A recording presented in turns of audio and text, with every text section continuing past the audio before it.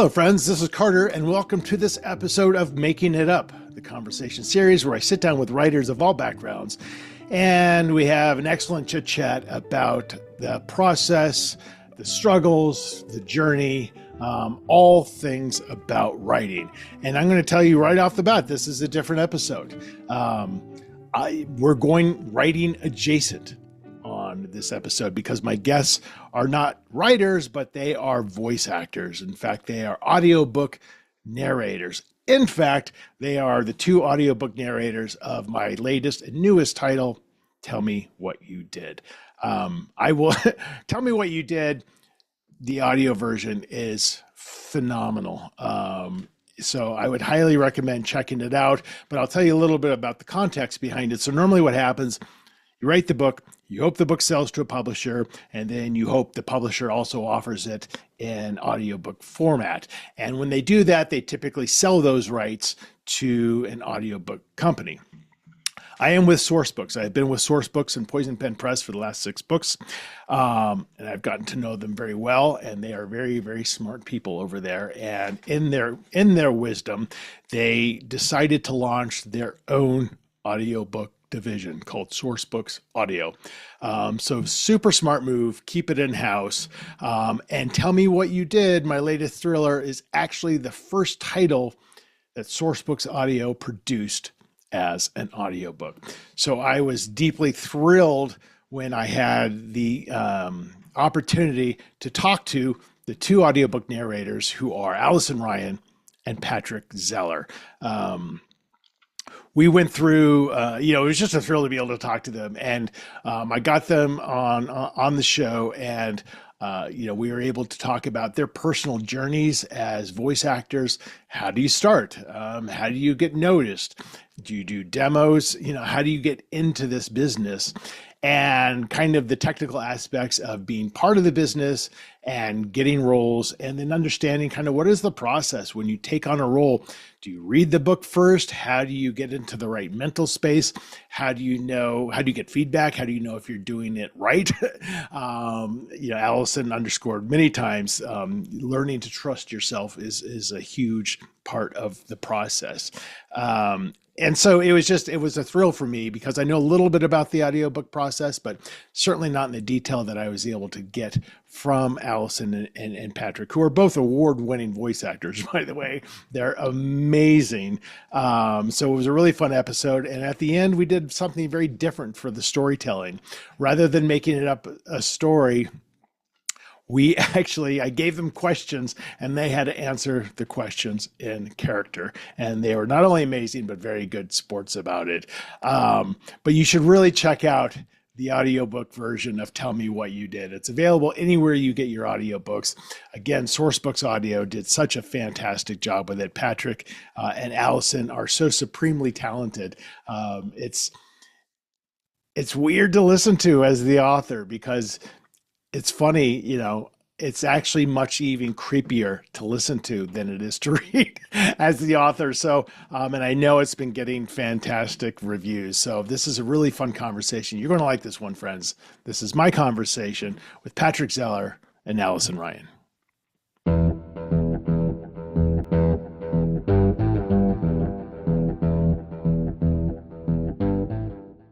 You're like in your official studio.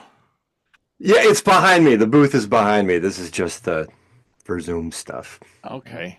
Well, I'm so excited for this conversation. This is going to be a very different episode of Making It Up than what I normally do. And I'm thrilled that you're both here. And we're going to talk about you for sure. And then we're going to talk about the book, which is something I never do. Most of my episodes, we never even discuss a book. We just talk about the journey. But I know Sourcebooks Audio really wants to make sure we're talking about the book as well. So, and then I'm probably going to throw you a bit of a curveball when we get to the Making It Up part at the end, but we'll just wait and it'll be a shit show and it'll be fantastic. Awesome. Can't wait. So is this the right mic placement? Am I doing this right? Do I sound okay? Sounds good to me. Yeah, you sound good to me too. Yeah, that was good.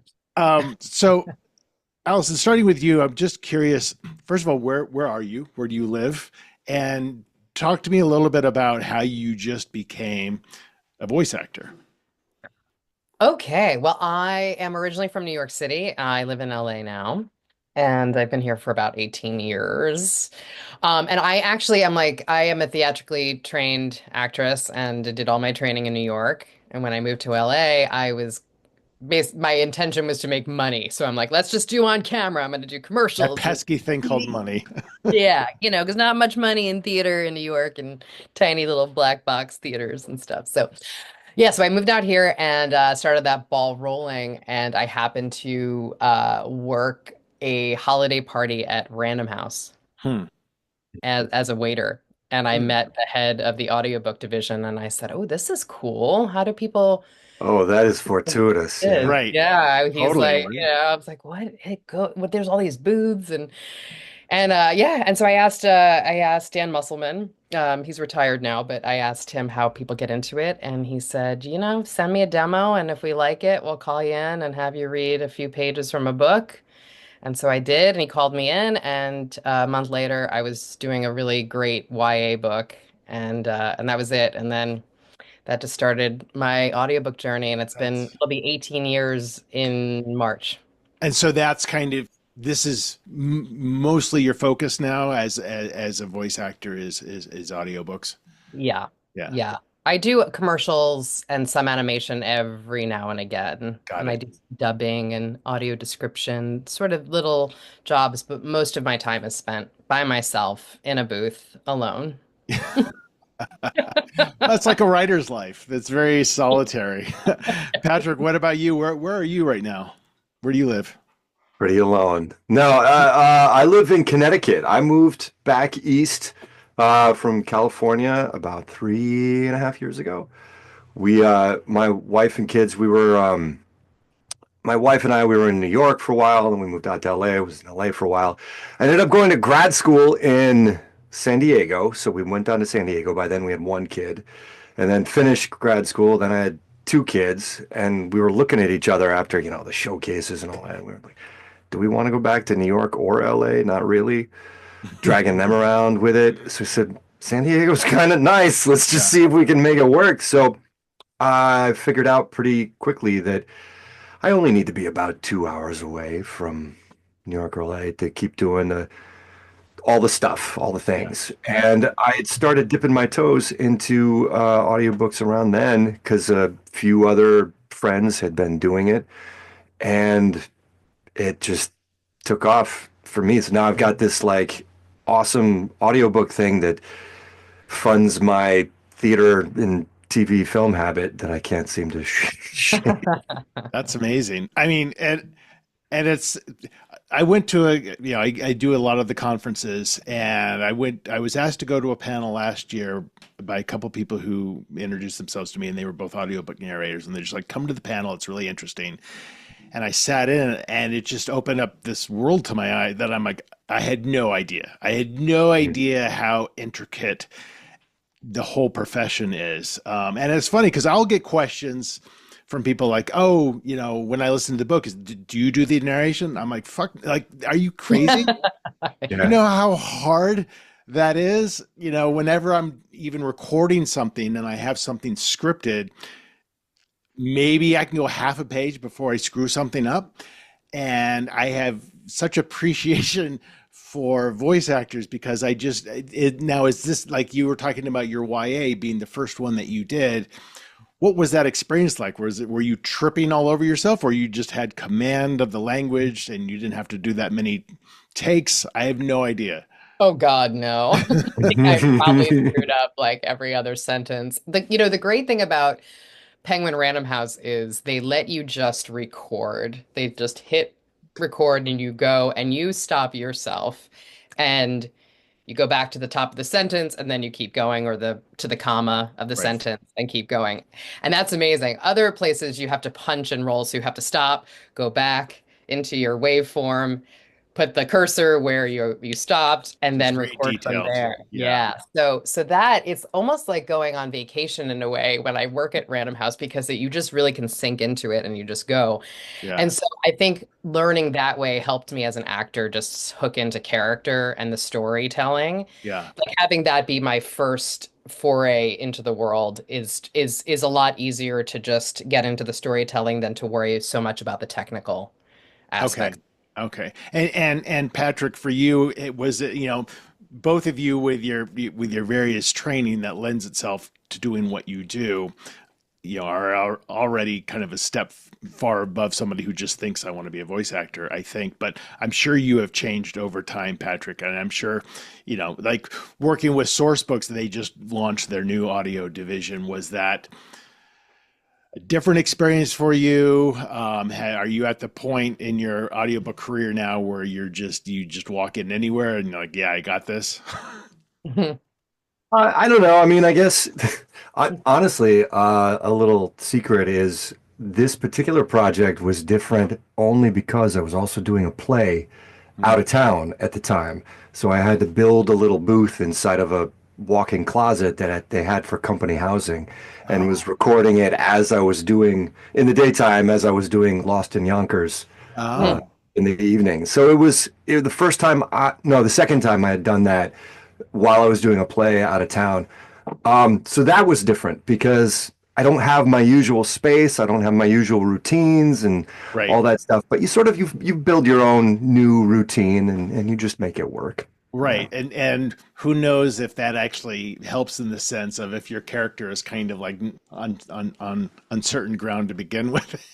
For sure. For It sure. Yeah. Taking kind of you adds to it. out of your usual comfort zone will light your imagination up in crazy ways. So that is totally, yeah. Yeah, definitely. And narrators or audiobook actors, you all are both, I assume, just kind of your contract. You're in this pool of people that they get to know you, and then they pull you for different projects here and there. Is that essentially how it works? Yeah, essentially, you typically they'll have like the producer will have an idea of like, they can if they get to know you well enough, they're like, "Oh, I can hear Allison maybe in this Mm. project or Yeah, someone else." And then they'll either depending on how the audio rights are, either the author picks, so they'll put a couple of people up as yeah. give samples where we audition, and then the author chooses, or the producer will just direct offer and say, can are you available for this project? Yeah, So it yeah. I goes. found it's a lot like all the others stuff. You know, it's about relationships. You start building relationships and trust because again, like every industry, it's all risk mitigation, right? And if you have a great relationship with somebody, whether it's the narrator, the editor, or whatever, you can trust that it's going to come out pretty good and you're gonna be able to make some money with it or something. Yeah, and it's amazing to me from the author's perspective to watch this. And I've had both instances where I'm given choices and I have input, and they've all done a similar reading, or they just say this is who we're going with. Great, because you trust you That too. trust Yeah. Right. that they know what they're doing. And I'm always just such kind of in awe of the whole process. And I was having dinner the other night with a bunch of other authors and readers, and we were talking about audiobooks, and they were saying how like they follow certain actors, and Mhm. this actor might read something that's not even in kind of what I typically read, but because it's this actor, I'm listening to it, and I'm like, that's Mm. amazing. Do you have that? Do you feel? And I know that this book in particular has gotten a lot of tremendous audiobook feedback. Have you gotten those kinds of things from fans saying like, "What are you working on next? I can't wait to hear it. I don't care what it is." Yeah, sometimes I'll have fans email me and ask me like what other genres do I narrate in.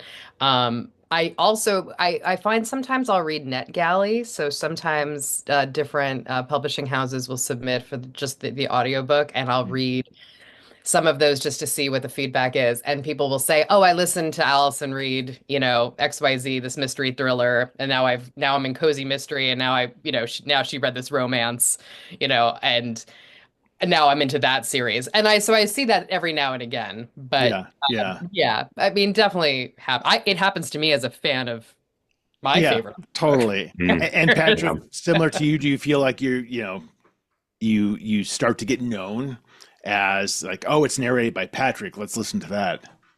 I mean, it seems like it mostly in the romance and the specifically, I seem to have found a niche within romance in alien and monster romance Oh, stuff. I see people like what I do. I think it's probably just because I really lean into big choices and people like that. It can verge right on camp and that's it's just so fun to play there. And so that's where I've kind of carved out a little thing.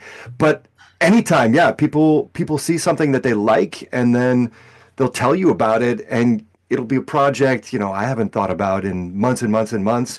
And then they tell you some detail about their life and reading it, and it's just the sweetest, most touching thing ever. Yeah. Yeah, it's amazing because I love reading reviews that of my book that have to do with the audiobook version because almost always the fact that it's the audio adds a star Yeah. rather than detracts a star. They're like, yeah, this was a 4-star read for me, but the narration was amazing, so I'm bumping it up to 5. And I'm like, oh, thank mm. God. Oh, that's Because that's That's how, excellent. when people listen to the audiobooks, that is how almost exclusively, in my opinion, they consume those books.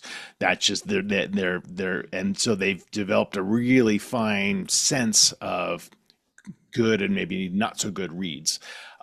So it is so important how that person is chosen. Do you ever get projects that you're asked to look at and you pass because of the content or anything like that? Has that ever happened?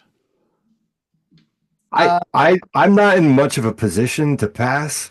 I try to fill my schedule up with as much as I can, right, Sure. but I will probably offer a pseudonym for a project that isn't necessarily I want to associate with my brand.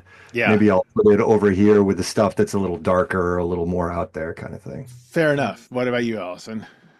I would say the same for me as well. I'll Yeah. say, I have a pseudonym and I'll say, oh, yeah, this one's for her, for sure. Yeah, But yeah, that's yeah. kind of cool too, because then you can be free in that universe, whatever that universe You is. know, it's wild when you're doing something that is rough and you hit a scene that is, I don't know, either really violent or just brutal and emotionally or something, and you just gotta take a breath. It's crazy Yeah. when you hit those. And then sometimes you'd be like, okay, well, we got through that, and then you're flicking through and realize I've got 6 hours of this to do. To do. Well, Yeah, And you right. have to pace yourself through I think this is a great segue to talking about Tell Me What You Did, Patrick. it. And I'm going to hold up the cover here. This is Sourcebooks Audio, very first conversion that they've done, book that they've worked on. And so when I got the news, I'm like, that's great. You're doing your own in-house thing. That's amazing. Take control of it yourself. I think that's a fantastic idea. When you're asked to look at a project, is it something where you read the book first or you just start going like how do you how do you settle into your character before you start? Allison, I'll start with you on that.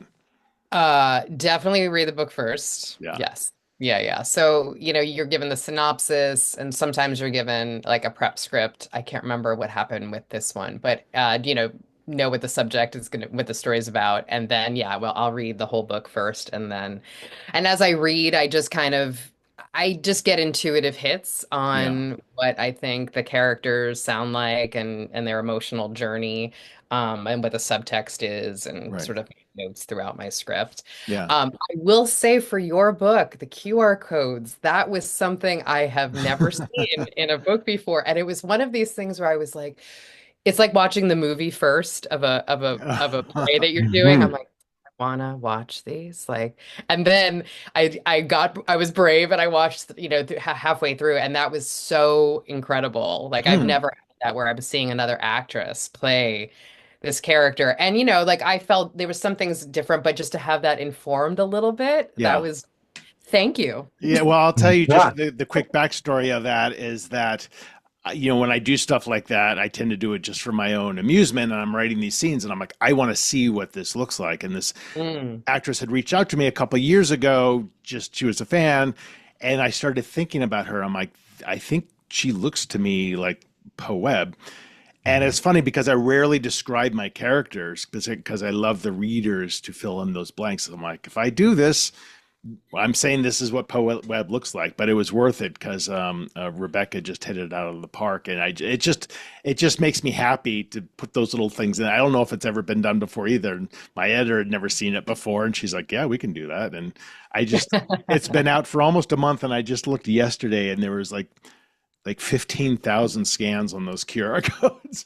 Wow. So Oh it's my it's Well God. done. it's kind of cool. That's amazing. So Patrick, with this book in particular, when you were, is this the same kind of thing as Allyson, where you read the book first, you've probably made a decision to do it, but you're, one of the, you're playing, a character named Ian Henley who goes by a couple different names, but yeah, not a lighthearted romp kind of a character. And so was it one of those moments where you're just like, all right, I got to be in this headset for 8 hours and really, is this something that you're trepidatious about, something you're excited about? Yes. No, it was awesome. If I remember correctly, lengthwise it was a lighter load for me to lift, but 100%. intensity wise it was a pretty heavy lift. So like Allyson said, read the book, get a sense of it. And one thing that I always find gratifying, because I'll like play around with, I'll hear it in my head what I'm sounding like or doing. And it's so gratifying when I've got a sense of who this person is and I turn a page and they describe something exactly how I was thinking. And you're like, yes, okay, I have an instinct. I have an impulse. It's working on this. And then I can just really kind of let go and trust that it's all going to fall into place. And it's funny, I think in the book itself, I write dark psychological thrillers. I think this is a good example of that. They're all standalone. And I feel like people always think that they're way more violent than they actually are, because my approach to violence is that it should be treated with a lot of respect and a lot of accuracy, and it should only be used to propel the story. So it doesn't happen that often, but when it happens, I don't hold back because I'm like, this is real. This is what's actually happening, and there's consequences. So, Patrick, when you see kind of some of maybe the scenes where you as an actor are in charge of being violent, does that change how you approach that scene? Does your voice change? Do you feel it more viscerally, or is it hard because you're not quite sure how you're supposed to sound?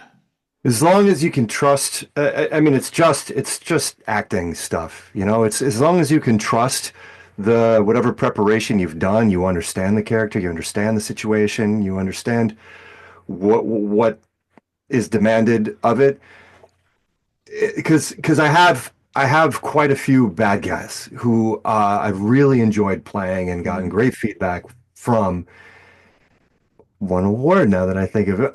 So the thing is being able to trust and just follow that need. That's the thing about these violent scenes or really bad dudes or bad gals, is their need exists at a frenetic kind of, I don't know, frequency that is just not where we live normally. And I think as long as whatever it is, as long as I'm clear in my imagination, whatever it is I want, all I got to do is ride the wave. Whatever you wrote, I just got to ride that, and it usually comes out right where I want it. And Allyson, Poe is a very, I see this a lot. It's a very damaged character, not necessarily likable character, and which is totally my intention as a writer, not to say, okay, I'm going to make somebody unlikable. I am going to create a character who's broken and she has failings like we all do. I wanted to make her as realistic as possible. I'm very bored by heroic heroes or villainous villains. And of course, Tell Me What You Did is first person present tense, fully in the viewpoint of Poe. So that's, Patrick was talking about a little bit of a lighter load in terms of the dialogue for him. This is all you. So you read the book, and you form impressions about the character. Was there anything about this book in particular that you had to like mix up or change your mindset, or was it just like, yep, I got it, I'm ready to go? This was really interesting. So I play a lot of broken characters. I play a That's lot. what you're known for. Yeah, I mean, I do play a lot of damaged, very, very tough yet vulnerable characters. And this was really a very interesting book because, for whatever reason, this was like this was so much more like deep, in the violence horror than I've done in a long time. And I said to my husband when I would come out of the booth, I'm like, usually these things stay with me. Mhm. And like I'm like dreaming about it and it's like, oh my God, this is heavy. This was not that. I would like get in the booth. I was like psyched. Like I had so much fun and I was able to really let it go. For whatever reason, I think it was just because I really connected with her, and what made it easy was the fact that like to me, I just saw her character, it was all in the relationship with her dad. Mhm. So it was like her toughness was in, and like her damagedness was coming out in all the other aspects and especially in the transcripts. But then when she was with her dad, that was just them really trying to really work through that, and the tenderness that they were feeling and the way back to each other that they were trying to find. And that for some reason just grounded me, when I was like, especially in all the violent scenes, like where I was like, okay, how would I read this as Poe? Like, recalling all of this trauma, like that was usually that stuff really will stay with me. But for some reason, I think I just really connected with it on a real, it was just easier for me. It made sense to me. And I just had more fun with it than I think I've had in the past on a Oh, book. well, that's good. Yeah, Yeah, which because is strange. I mean, really, I think very remarkable. Like I was like, I don't know why this is. Also, I will say, Patrick, you were in my head so much. I listened to that clip that you sent me just so I could hear what you were doing over and over again, because I don't do that too much with the transcript of like Mhm. reading a line and imagining what the other actor Yeah, is yeah, doing. yeah. And I really had to imagine and respond to what I thought how you would be delivering those lines. That was quite a challenge, I will say. Mhm. Get huh. that. And I think I listened to the clip and I was like, oh yeah, sounds good. Okay. Yeah, I think we got it. So Patrick, what was your approach then when you kind of read the book and you were kind of talking about, you're getting into the character's head, and then hopefully you have confirmation of that in the next page. You see a description that matches what you thought. But are you visualizing the character and thinking like, I'm thinking a slower cadence, what, because that's something that the writer isn't necessarily describing or thinking about, and maybe we'll hear it, but it's up to you to develop your whole new approach to it. Do you remember kind of thinking about that when you're going through this book? Yeah, yeah. Well, first, I would argue that you may not be thinking about it, but it's coming across No. because I'm not adding anything, or at least I'm trying not to add anything. I'm really just giving back what's on the page. And sometimes when me and an author aren't right fit for each other, it's because I'm seeing something that they don't believe is there, or vice versa. Hmm. I'm saying something that's not what they intended. So at either rate, we're missing each other somewhere. Yeah. Yeah. But this, I'm just seeing what's there, and if there's any sort of external bit, I do think about what I want the audience to feel, Hmm. ideally, when it's coming to some sort of quality to the voice, some very external technical stuff. I want to elicit some kind of a thing that gives us a frame to work within, kind of thing. And so that's what I started when I started getting into the kind of gravelly. I wanted people to be a little bit nervous talking to this guy, but I couldn't. I still had to make it slow and deliberate because I had to bring this woman on this thing for a whole long time, and I had to be believable, right? Yeah. Yeah. So I just had to kind of like pay attention to all those details and just do what I saw on the page. Yeah. That's yeah, and you mentioned the word emotion, which is another level that you can bring to a book, right? Mm. Because if you're reading a book, I think the best thrillers are emotion forward. They really have to be, and I think they have to come out of a place of deep empathy from the writer. Um, so like when I'm writing, I'm thinking on every page, how is Poe feeling? How is Ian feeling? Like what and where do those emotions intersect? Um, and now you have the power to actually bring this more viscerally to the consumer of these books. Allison, when you're thinking about emotion and you look at Poe, who's isn't one to have major outbursts necessarily, but there's the room for that. So do you read the book and know, like, all right, I have to keep this. Most of the time, I'm going to be at a level 4, Yeah. but I Yeah. know there's a couple times it's going to go 8 plus. Right. And Right. how do you dip into? And we saw it in the QR codes too. How do you dip into that when it's like shit's really hitting the fan and it's time to panic? Hmm.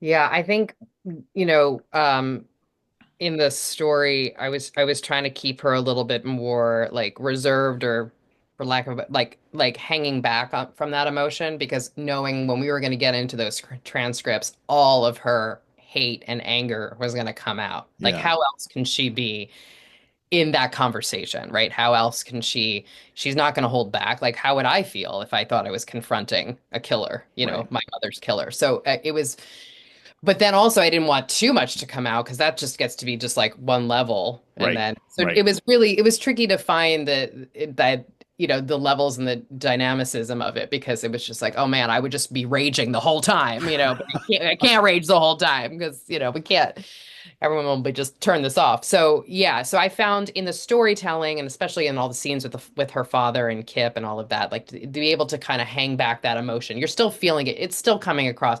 This was so well written, Oh, Carter, thank you. that it really, honestly, like it makes it so easy as a narrator. Like it was all right there. Like Patrick said, you don't really have to do much with it. It's all right there as you're reading it. It was just more like in the transcripts, that was the challenge of just like, I just want to scream and yell. And I think I did. I did a lot.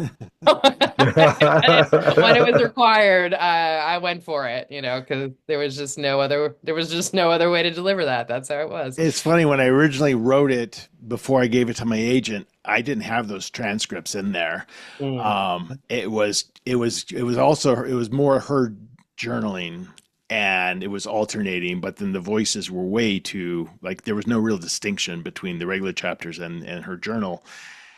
And so I changed it to the transcripts Oh, and it's brilliant. I mean, just because it's a podcast, it's just Yeah. oh, Yeah. it's such a Yeah. perfect, yeah.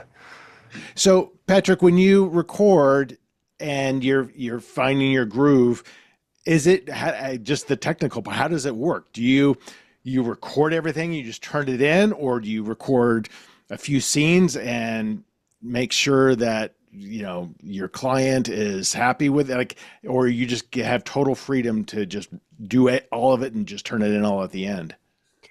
Well, like Allison said, there's kind of two different ways to do it. One is called open roll, and an engineer presses record, or you, if you're doing it at home, and you just go, and then you hand all that off to someone else, and it's their job to cut it up and make it sound pretty. But the other one, which is a little bit more cost effective, because you're sort of just pushing a lot of the cost down onto the narrator, is called punch and roll.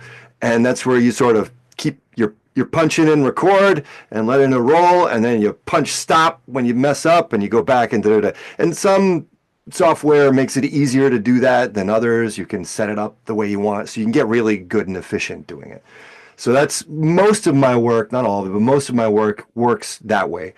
In terms of freedom to just go, that's why it's so important during the either audition process or casting when a producer or a casting director has a certain amount of autonomy.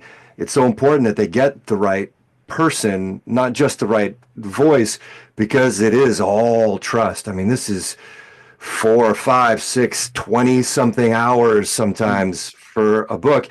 And you're not going to be able to go back and change major decisions with characters and pace. You have to trust that this is the gal that is going to pace it exactly how you like want this kind of project paced, or this is the guy that does bad guys that way where they still have humanity but they're going to scare the hell out of you. Whatever it is, you have to trust.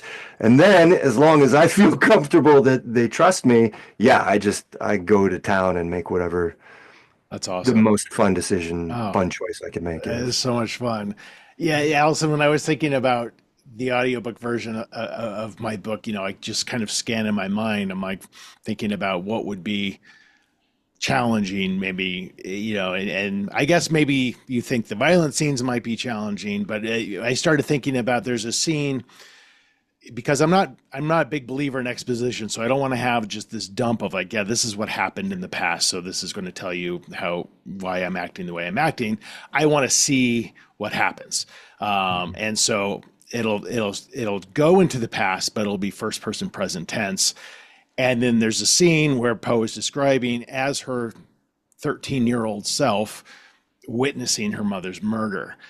So it's you're not only having to embody now 13-year-old Poe, which is it may be totally different than a 30-year-old Poe, but this pretty awful scene.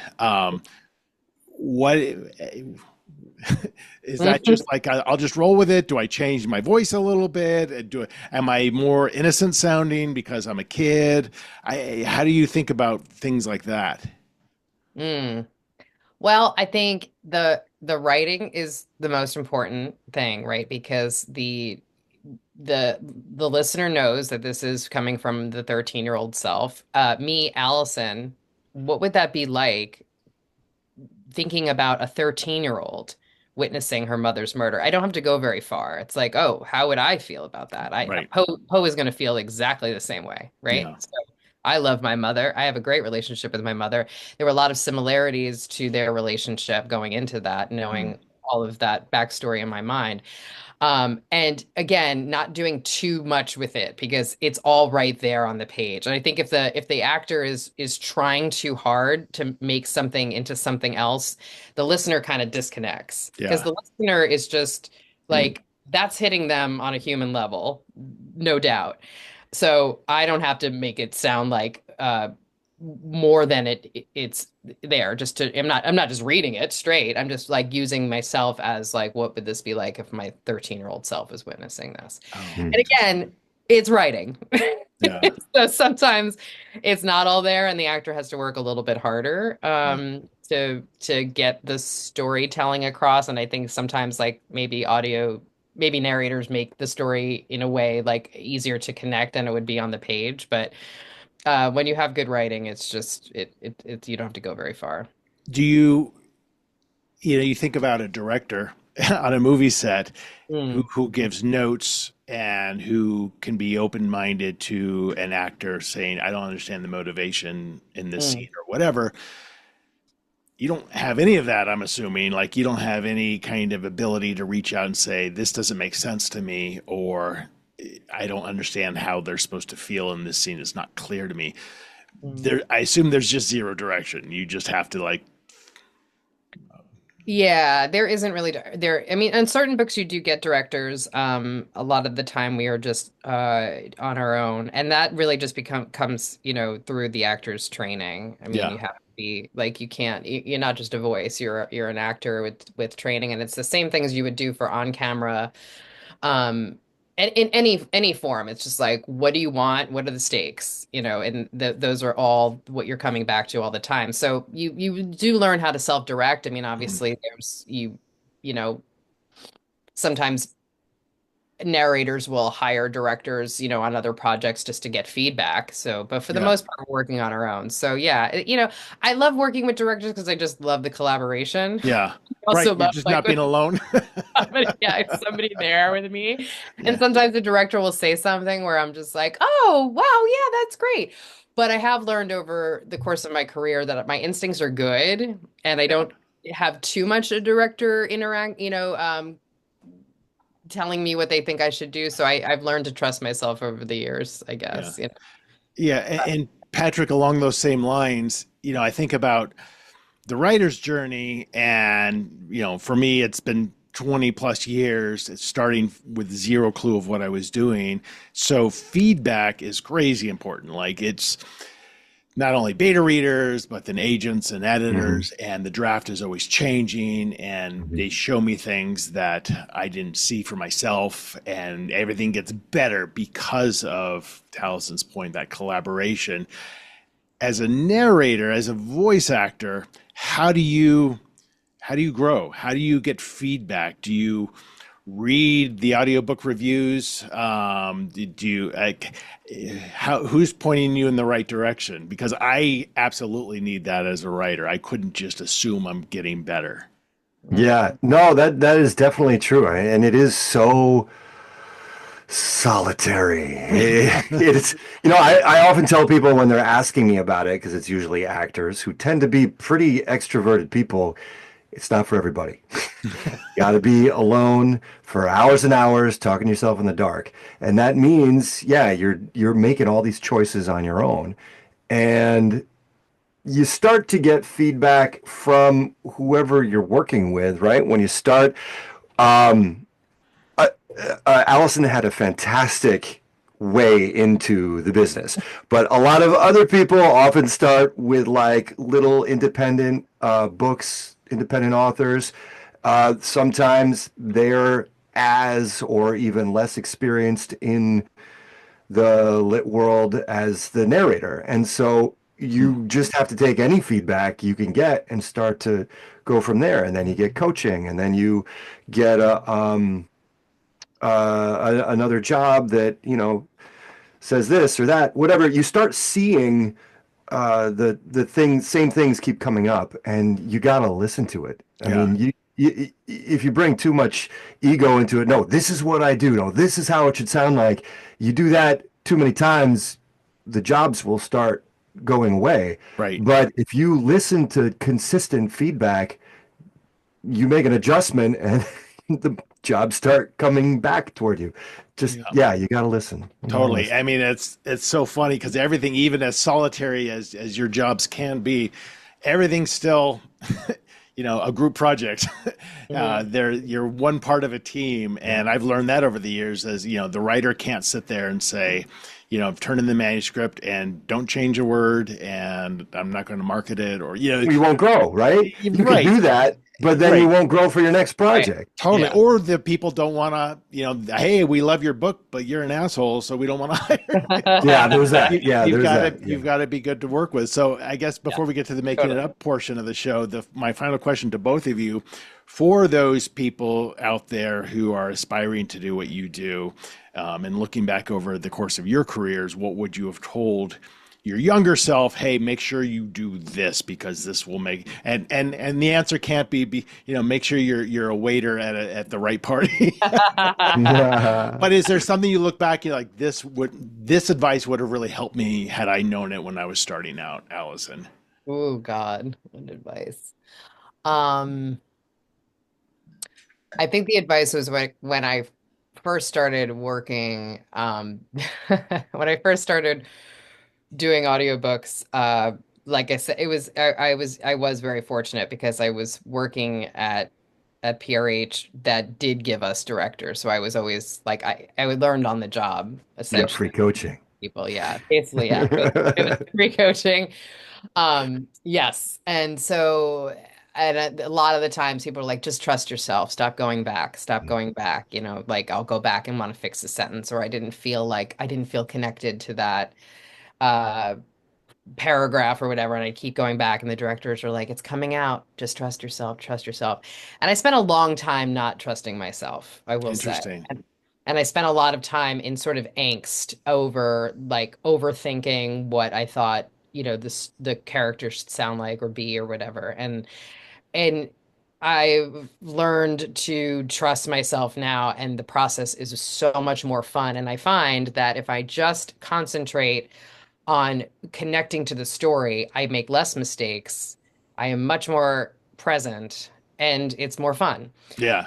So I spent a long time, I'd say about 10 years, not trusting myself Yeah. and like, dreading getting in the booth and just being like, oh my God, this is hard. I can't, and now I'm just like, oh God, That's such a parallel to writers because I actually have a bracelet that I made. I'm wearing it right now. It says "Trust the Story," Hmm. and I went through the same thing. Like, and because all writers and I think actors to the same degree don't have a lot of confidence because it's so much rejection and it's so competitive and it's just hard to just get noticed that you think you're not good enough and you don't have that confidence.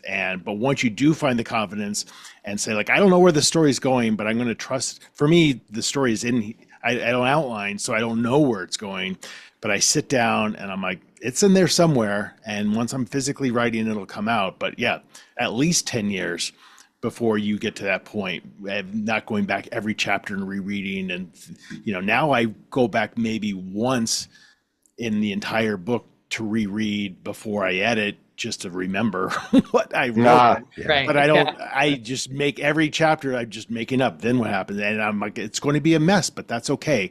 The core of the story is going to be in there, and then it will come alive in the editing. Patrick, what is your advice to those aspiring voice actors out there?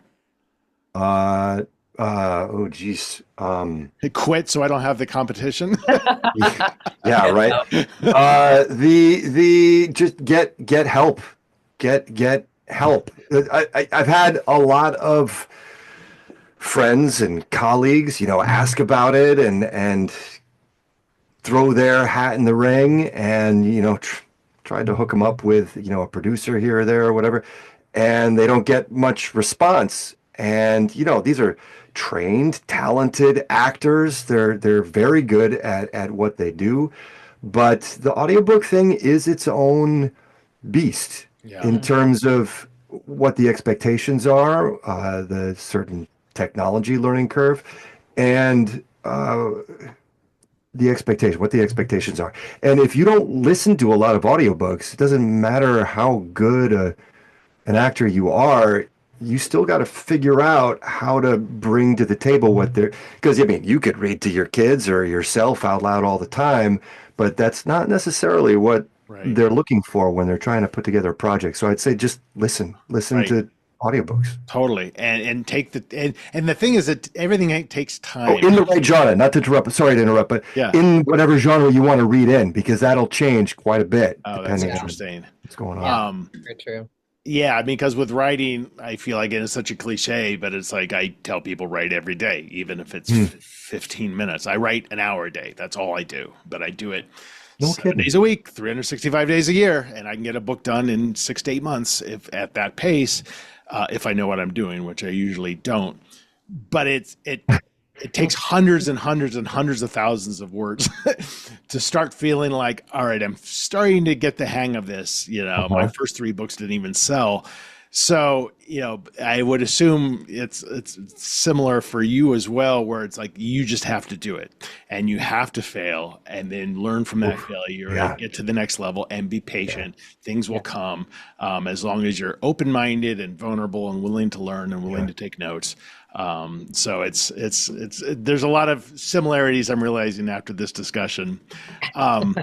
So now we're going to do something weird. This is the making up portion of the show. Normally what I do is I pick a random book off of my bookshelf and we get a random sentence and I read that sentence and we craft a short story, just alternating back and forth.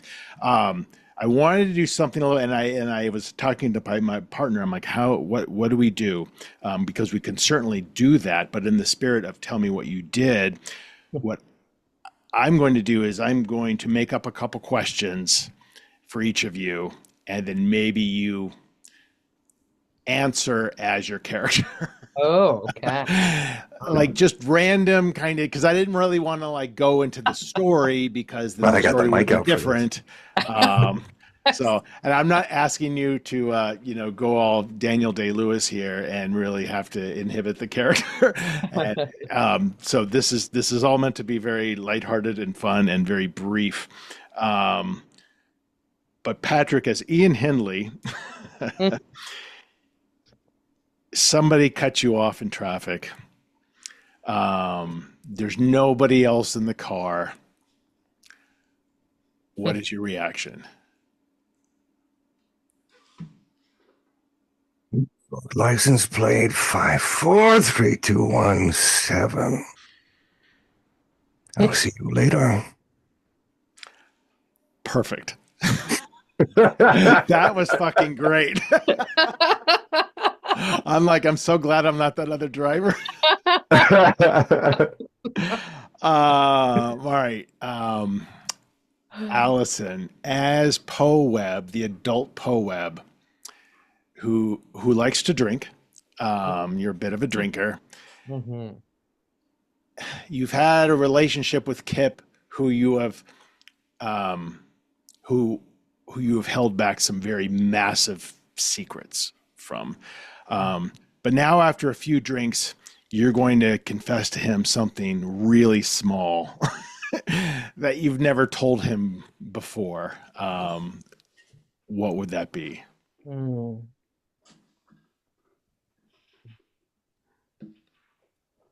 I like to sneak desserts at night, and I go into the pantry and I gather what I have and I go and under my bed and I unwrap them very slowly and eat them very slowly. And it makes me feel like I'm 13 again. I love that. I'm getting goosebumps here. Let's do one more question each. That was great. This is so much fun. I've never had voice actors on the show before, so this is an absolute thrill for me.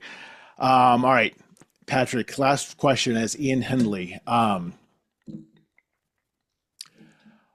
So let's do this. You've been on hold for 20 minutes on the phone, and the representative finally gets on, and all you want to do is cancel your cable. Oh God.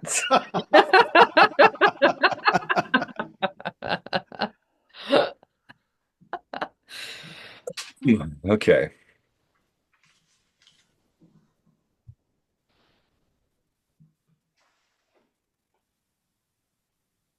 Oh, are you still there? I would change the music if I were you. It doesn't exactly scream customer service, but I'll tell you what. You take my account, and I want you to assign it to my neighbor. I don't know. That's That's all I great. got. I love it. That is fantastic. It's funny. It occurs to me listening to you, Patrick. I need to get your clip from the audiobook because I have the fake phone number in my book that if people call, Huh? they Oh, yeah. hear Henley, which is a voice modified my voice saying, "You've reached Ian Henley. Do you want to have a good time?" And I'm probably getting 10 calls a day I love it. to Oh that. my So I'm like, God. I I need love it.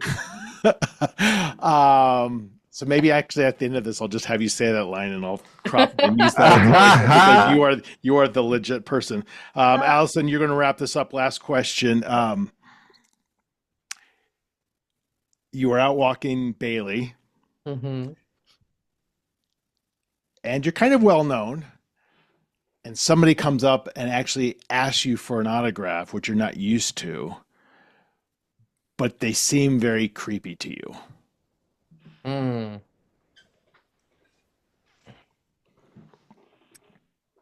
Uh, wow. Thank you. Thank you for stopping me. That means a lot. Here's my business card. I would, maybe you should email me. I feel like you might have a story to tell. Awesome. Yeah, you're getting guests for the podcast. I love that. You're working I mean, it. she's got like a million episodes she's got to do, right? So like we gotta like drum up business. How do we That was fantastic. Well, listen, Allison and Patrick, what a thrill to be able to talk to both of you. And it's just, I'm just honored that you were the voices for my book. And I know it's been getting tremendous audiobook reviews. I've personally been contacted by fans telling me how much they love the audiobook version Oh, of that's it. so So great. it's thrilling to me, and you just make everything, better. So I can't thank you enough. Well, I'm thank thrilled we you. got a chance to get in there. Yeah. Yeah, thank Awesome. Well, you. best of luck, and hope to get to see you in person sometime. Yeah, for sure. Yes. Take care. Thanks so much. All right, that is it. That is my conversation with Allyson Ryan and Patrick Zeller. What a great time, and what good sports both of them are. I'm so grateful to them and to Sourcebooks Audio for putting out such a high quality version of Tell Me What You Did in the audiobook form. You can get that audiobook anywhere you get any of your audiobooks. If you want to know a little bit more about Sourcebooks Audio, you can just go to read.sourcebooks.com/sourcebooks-audio. You can sign up for the Sourcebooks Audio newsletter and see what titles that they have available right now. Please check out Allison's website, AllysonRyan.com. You can read her bio, which is extensive, and listen to samples of some of her work. And you can do similarly the same with Patrick at patrickzeller.com. See his resume, reels and demos, and all that good stuff. Like I said, supremely talented voice actors, and I was so thrilled to have the chance to get to spend a little bit of time with them. And of course, go check out carterwilson.com. You can buy my latest book, Tell Me What You Did, either in digital, print, or audio formats. Subscribe to my newsletter, check out my blogs, all that fun stuff, to see my events. And if you're interested in any kind of writing help, if you're an aspiring writer, you're looking for coaching, you're looking for retreats, or even self-guided online classes, head on over to unboundwriter.com. All right, friends, that is it for this very special episode of Making It Up. I hope you enjoyed it. I had a great time. Another episode will be out just next week. In the meantime, take care.